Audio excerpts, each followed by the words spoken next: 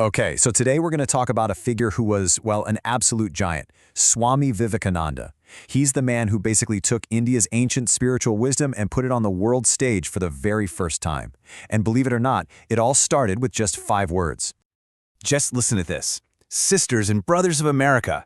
That's it. That's how it started.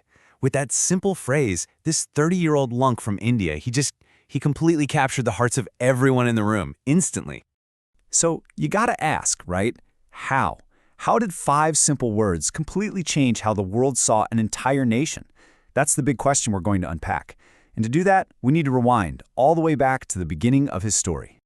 See, before he was the world-famous Swami Vivekananda, he was just a young guy named Naren, a really smart but also kind of restless kid who was always searching for something more. He was born Narendranath Dada back in 1863. And let me tell you, he was not the type to just believe something because he was told to. He was a thinker, a questioner. You could even say he was a skeptic. And it was that very skepticism, that fire in him, that led him to a meeting that would change literally everything for him, when he met his guru, Sri Ramakrishna. And this was the question that haunted him. Does God truly exist?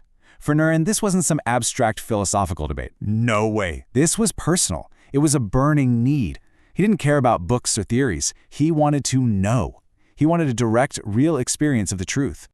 And you know what? That's exactly what he found in his guru. Sri Ramakrishna didn't give him a bunch of rules or doctrines. He offered him a path, a way to find the answers for himself.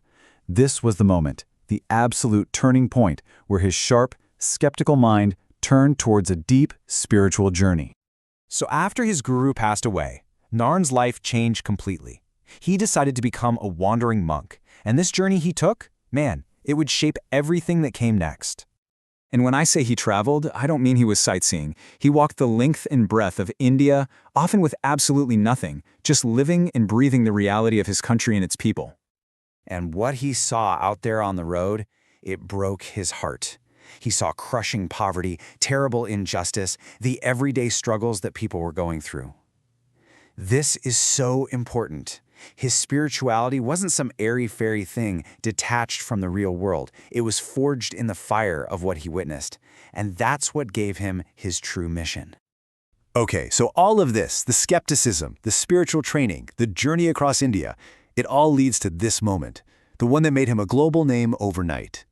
The year? 1893. We're in Chicago, at the first ever Parliament of the world's religions. And up on stage, representing the entirety of India, is this young 30-year-old monk that almost nobody had ever heard of. He walks up to the podium, and he starts with those same 5 words we heard earlier, Sisters and Brothers of America. And before he could even get to his next sentence, the entire place, thousands of people, jumped to their feet for a 2-minute standing ovation. Just like that. In a world full of divisions, he reached across and connected with everyone on a deeply human level. But it's what he said after the applause that really blew their minds.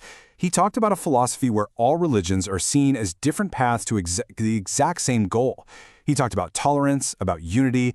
It was this radical, electrifying message that completely shattered the West's stereotypes about India in a single afternoon. But that speech wasn't the end of his story. It was really just the beginning. He took that momentum and developed this incredibly powerful, practical message for everyone. I love this quote, "Service to man is service to God." What he meant was, real spirituality isn't about hiding away in a cave somewhere. It's about getting your hands dirty. It's about seeing God in other people, especially those who are struggling the most. He had a name for this, practical Vedanta. Now, Vedanta is this deep philosophy about oneness, right? The idea that we're all connected, that the divine is in everything. Vivekananda's genius was taking that huge idea and making it, well, practical. He said, look, the best way to worship isn't to run away from the world, it's to serve the people in it. It's all about putting that feeling of compassion into real, tangible action. And then there's this one, probably his most famous call to action, arise, awake, and stop not till the goal is reached. It's so powerful, right? But what was he really getting at? Well, for him, the only real sin was weakness. So this was his challenge to all of us. Wake up, find that strength you have inside you, be fearless, build your character. Don't let anything stop you from reaching your absolute highest potential. So, when you put it all together, what did he leave behind? What's his lasting legacy? This slide really sums it up perfectly. His whole method was taking this incredibly ancient wisdom, we're talking Vedanta and yoga, and his goal was to give it a modern application. He built a bridge from timeless philosophy to practical, hands-on service. That was his special sauce, his genius. And he didn't want these ideas to just be ideas. He wanted them to live on. So, he founded the Ramakrishna Mission. And it's not just some monastery. It's a massive organization that runs schools, hospitals, disaster relief, all based on that core idea of serving people as the highest form of worship. Really, if you had to boil it all down to a few key takeaways, this would be it. Be strong, be fearless, serve humanity, and, most importantly, realize that there is something divine inside of you. That's the whole message in a nutshell. And that really brings us to a final question, something to think about.